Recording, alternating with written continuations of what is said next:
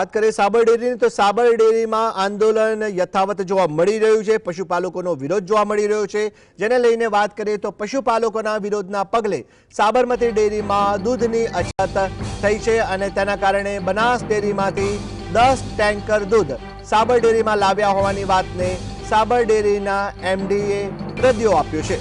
MD Subhash પટેલનું કહેવું છે કે સોશિયલ મીડિયામાં જે વિડીયો ચાલી રહ્યો છે તે બનાસ ડેરીમાંથી દૂધ સાબર ડેરીમાં લાવવાનો નથી, પરંતુ સાબર ડેરીના જ ટેન્કર છે જે પોલીસ પ્રોટેક્શન હેઠળ પસાર કરવામાં આવી રહ્યા છે। એમડીએ એમ પણ કહ્યું કે આ વિડીયોને ખોટી રીતે વાયરલ કરનારા સામે કાર્યવાહી કરવામાં આવશે।